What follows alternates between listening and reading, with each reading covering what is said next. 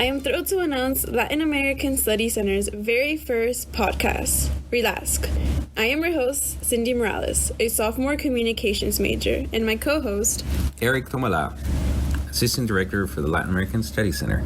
I am pleased to announce our very first guest, Daniel Teodoro. Daniel Teodoro is originally from El Salvador. He receives a bachelor's in geography from Mansfield University and a master's in environmental science and policy degree from the Central European University in Budapest, Hungary.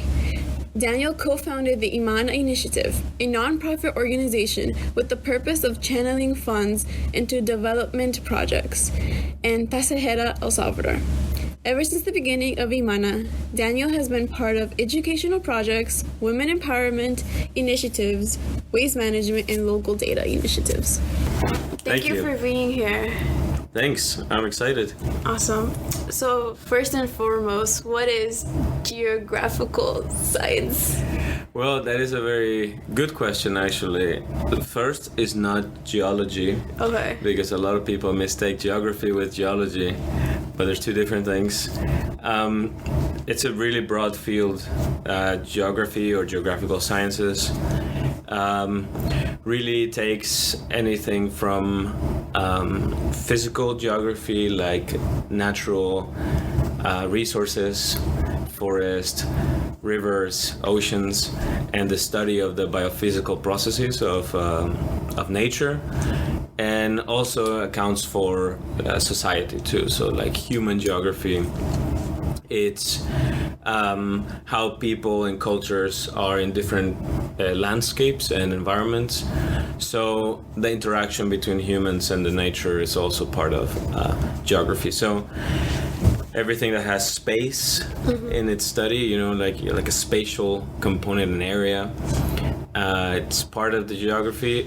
And also more recently, it's studies that are like geospatial, so it's like geographical information science, or GIS is very starting to pick up a lot of fame, I guess. And that means airborne or satellite data that is, takes a much larger area of analysis, but still we look at the Earth and how different parts or systems of the Earth are studied. So in short, it's very broad field. Right. Yeah. That's so extensive. Like, how did you know, like, I want to study this?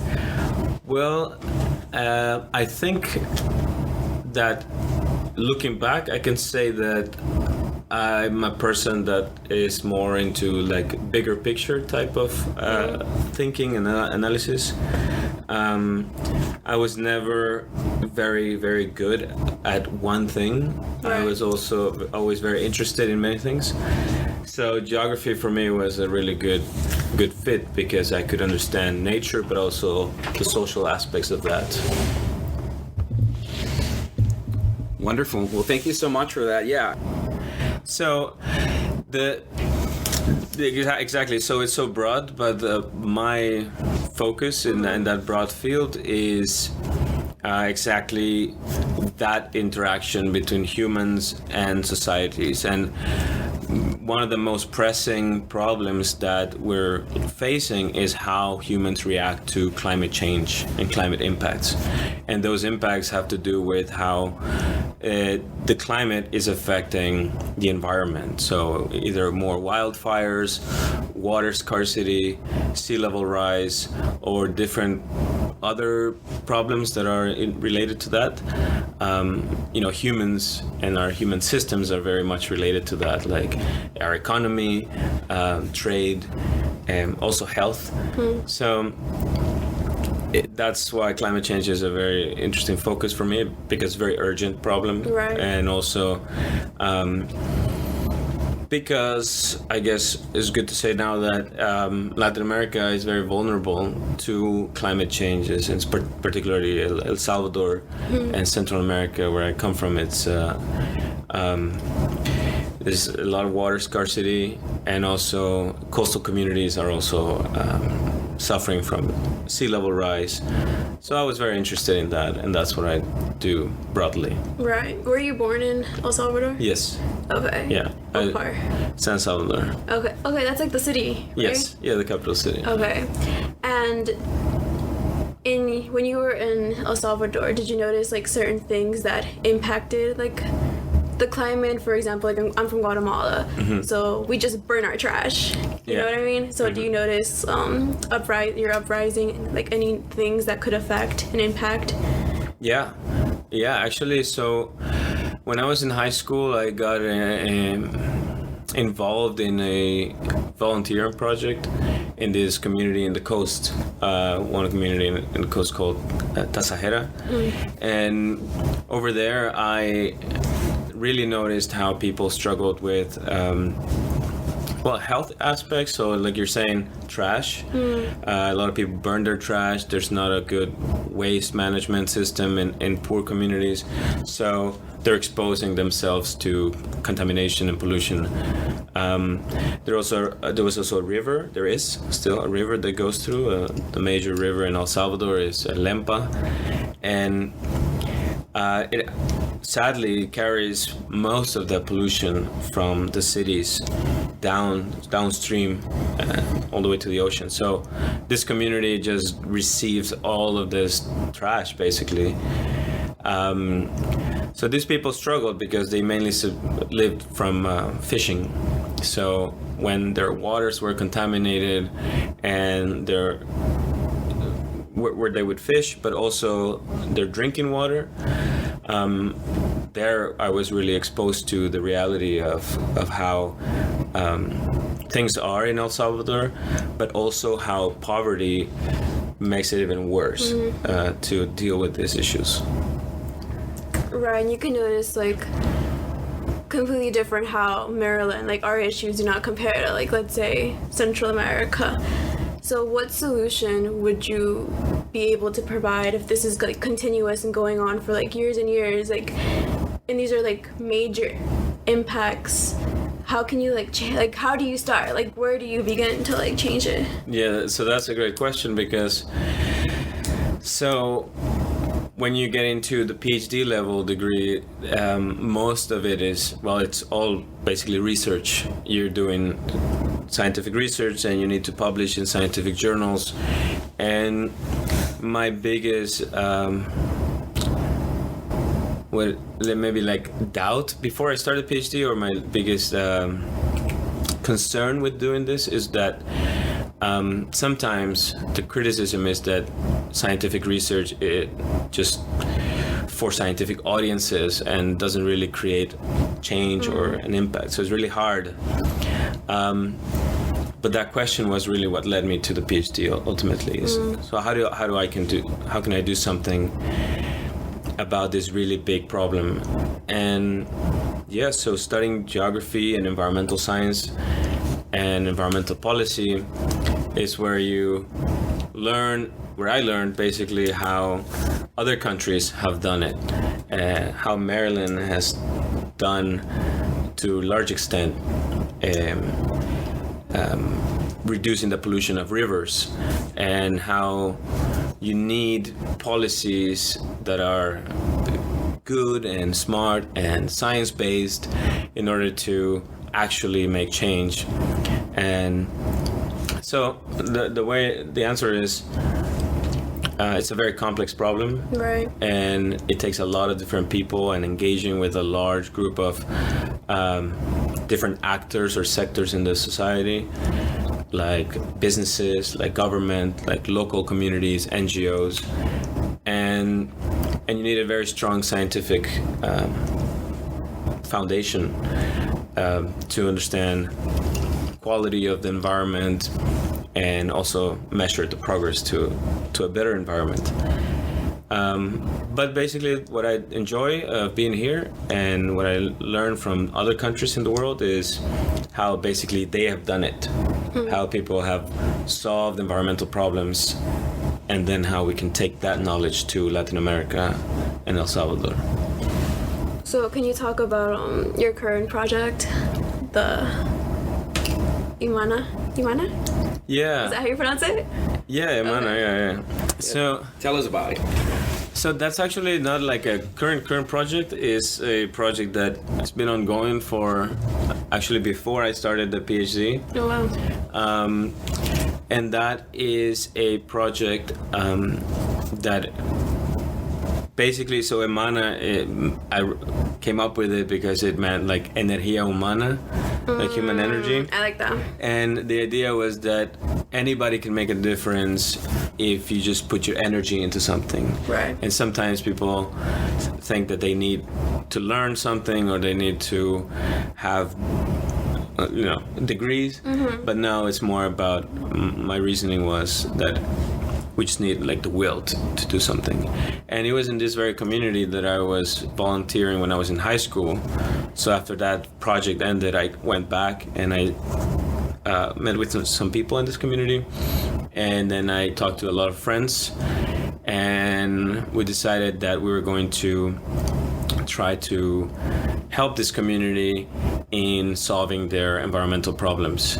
And this is a 3,000 people community, and it was very, very good because it really forced me to go out of my comfort zone and speak to older people and ask for funding and try to write proposals and get money to work with the local community. And we worked in a couple of different ways, like education.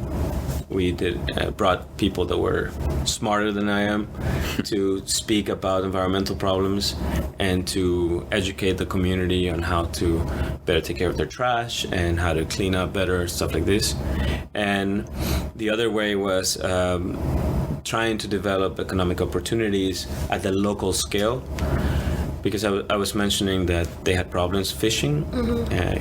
Their waters were very polluted. They couldn't fish as much as they could 10, 15 years ago. So we started educating them and financing them to build aquaponic systems or aquaculture tanks where they could grow and harvest their own fish inland. So now that has evolved to a bigger project called Sol de Tasajera, which you can find more information in soldetasajera.com, which is a partnership with the university in Spain and some volunteers that come from Spain and Costa Rica. And yeah, it circles around different projects, but the overall mission is to assist the local community to increase their education, their awareness in environmental problems, and also economical problems. So yeah. Sorry. No, that's. So what's your pitch? Like, how do you get people involved? Like, what's the first thing you say when you're like ask for like investors or help? Well, it depends on who you talk to. Right. Yeah. I'm a very big believer, like here in the US, for example, immigration is a big political problem, right? And so one way I talk about projects like this is that if people would be investing their money in making the conditions of Salvadorans better at home, then there would be no need for people to migrate. Overall, I don't think it's very hard to sell the idea that poor people could use a better education and better opportunities for work. But it definitely has to be something that has a sustainable aspect to it, because people don't usually like just giving money all the time. Right. And so that's been the biggest challenge, was to develop projects that could be sort of like seeds. You can plant some seeds and they will grow into trees by themselves. So it depends who you speak to. What advice would you like provide to someone that wants to create a company, like promote change just like yours, but doesn't really know where to start? Like, what's the first step you would like tell them? Well, I think I've heard this myself, and you probably hear this from people that are very wealthy entrepreneurs. But for my experience is always to, basically the way I did it was to try. I remember this one meeting I had in El Salvador, $0 to do anything, and I just went to this community and I spoke to some of the people that became my friends there, local fishermen that were basically my age, and I told them, I got them around, and this is a real story. I took a little stick and I drew in the sand the idea of this aquaponic system, and this is like, if you know what aquaponic system is, like, it's a way to grow vegetables and use the water of use the wastewater of the vegetables to provide food for fish, basically, and then you circulate the water, so it's a super efficient system to grow protein and greens, and super ambitious for me back then. And I just drew this little diagram and I said, this is what we want to do, and I have no money to do it, but I think we just have to stick to it and we'll get there. And several years later, it happened, but it was harder than I thought. Right. But it was such a great experience. You get to meet new people and work with people, and you just learn on the go, and there's mistakes. But I think that the biggest thing is just to go and try. I think that's really good advice. Definitely. Yeah. So a lot of our, audience comes from the University of Maryland, but also we want to expand this knowledge, the one that you're providing today, to students that are not here yet, right? And what advice do you have, especially for someone that grew up in a different country, came here, and now it's graduating with a Ph.D. So what advice do you have for those students, perhaps high school students who are interested in giving back to their community? Maybe they don't know how to do it, but mainly, what's the process for you to kind of enter into this thing called higher education? So that is probably the biggest thing that I can share is the process. For starters, I'll say that I didn't know that I wanted to end up doing a PhD back when I started my freshman year of college. But even in high school, I would say that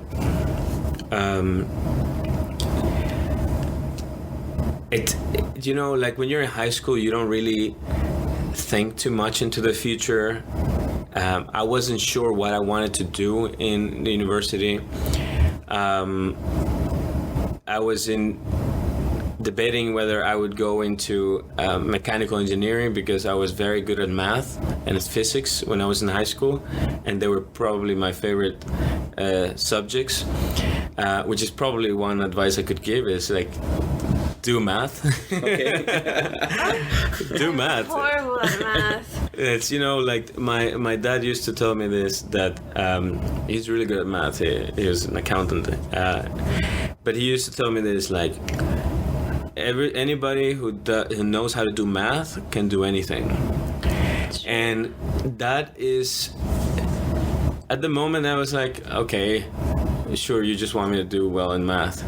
But later on, I realized it's more like a problem-solving skill. If you develop problem-solving skills early on, or you enjoy them, or you like to challenge yourself to solve problems in many other different ways, I think that was the skill, right? So it's like solve problems, and if you can do math, you literally can solve, not literally, but you have that kind of skill that no matter what kind of field you go into, basically a lot of it is about how to solve problems.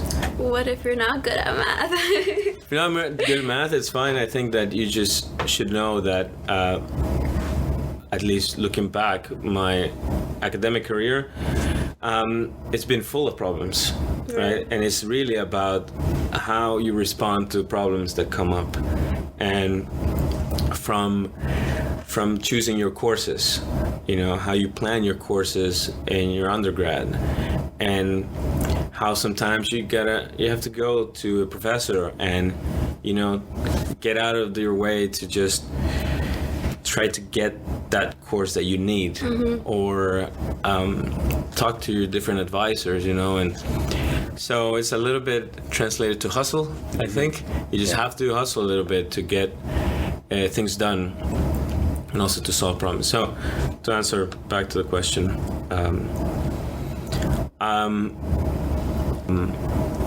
and I'll just say one more thing. I know I'm expanding a lot here. Yeah, that's great. So when I was going to university, a lot of people have. I thought of this thing of what is my drive? What is really driving me to do well in university? And I asked myself this question when I was in my freshman year. Okay, now I'm in the United States. Now I have this opportunity that a lot of people in this community don't have. What is driving me? Am I here to get a degree so that I can make money and get the house and the cars? What is driving me? And I think it's important to ask that question to yourself, what is driving you? And I thought, if I put the drive on myself, like a selfish drive, I want to be rich, then I thought that was not going to be a good, sustainable drive.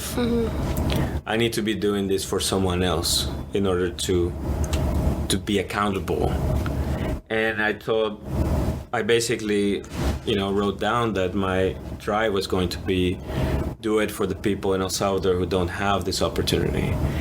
And that was really challenging, because whenever I would be a day that I didn't feel like working, I didn't feel like doing my homework or stuff like this, I didn't think of the car that I was not going to be able to buy.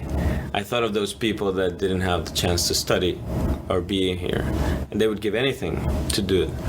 I think that's such a great mindset, because I feel like a lot of people don't really think how you think. It's all about luxury goods and materialistic. So I really value that. But you answered my other question, because we go to elementary school, middle school, high school. It's what kept you motivated to continue on to your Ph.D. But you answered that basically. Yeah, well, that was. I think people need to hear that they're good at things, and I'm gonna say this, and I think. In the U.S., I've heard it, and I just heard you say it, by the way, that you're not good at math. And I think that I think the psychology of that is very strong. Right. When you have a mindset of well, I'm not good at this, or maybe as opposed to I still need to improve on this, or something like this. It's really important. So I think I was very encouraged to do well. Whenever I failed, my father basically was like, just try harder. Don't give up. You're not good. You're not bad at this. And looking back, I realized that, it's not that I'm smarter than others. It's just when you're faced with a challenge, it's difficult. You just don't give up. You believed in yourself. Yeah, and that's kind of attitude that you develop, and it's I'm not because I'm smarter, it's just I want to keep trying this. And then I went to get a master's degree after my undergrad, and then I'm here. But there was a few steps that happened there, but What steps? if you want to talk about it. I'll just summarize in this part. Okay. And Eric, you were saying this, that it's important for people to hear sometimes things that others go through. So I was the first member of my family, an extended family, to go for a master's degree. And congratulations. Thank you. That's awesome. This was a big thing, and my parents were already proud. My family was already proud just because I got accepted to go to one. But the truth is that I never knew I was able to do that until I met someone else that was doing a master's under a similar field. And I remember having this conversation with her. There's a lady, and just keep talking with her about her work and what is a master's about. And then I remember thinking, well, if she is doing it and she can do it, I guess I can do it too. And then that kind of sparked the drive to look it up, to go online and find what opportunities were available, what programs were available, what financial assistance was available. And then it comes the other part of like, okay, now that I find what I like, how do I build my application to contain it, to really be a good one? And later on, I didn't know I wanted to do a PhD, but I met someone who was doing a PhD, and I thought, well, this could be a really interesting challenge. Later, I discovered it was a really difficult challenge, but I think the steps that took place in between those degrees is being exposed to people that were doing it and learning what's out there. And it's not for everyone. It doesn't mean a person with a PhD is smarter than a person without a PhD. It's just two different paths. And it's also like what you do with your degree. Like you're using it for like positive change. And I can have a PhD and I can just sit down and watch Netflix the whole day. So it's like it's truly like what you do with your degree. Yeah. So and now, so we learned a lot about you from this interview. You came from El Salvador. He was an undergrad student, got your master's, now a PhD. We learned that your dad was a huge influence in you. You love math. You developed this or found this passion for supporting and helping communities in El Salvador. And so how is this passion now taking, Daniel to the next level? What's the next level, and, where am I going to see you next? He's running for president. Well, that's a good one. I would definitely like to give back, and that's always a vision of mine. It's just like, maybe government. I'm not sure yet. It's definitely government. People have a lot of power to do stuff, right? And you need. I would rather have a person in government that knows what they're doing, especially in relation to environmental change and human health. But so the interesting thing is, like, do you remember how I think Aristotle might have said that the more I know, the more I know that I know very little. I know that I know, something like that. Yeah, yes. Something like that. I don't even know if it's Aristotle, but it's okay. It's one of them. Somebody, some philosopher. I saw it in a bumper sticker once. Somebody said it basically. So the thing about a PhD, it's that you go very deep into a very specific subject. And the funny thing is that I've gone very deep, and I still think that I need to go deeper, or I need to try a little more things. So I think the single most important skill that you learn in a PhD is how to do research and how you process large amounts of information, right? Like, there's so much information, right, especially nowadays, on different topics. So how do you make a good understand? How do you develop a good understanding of a subject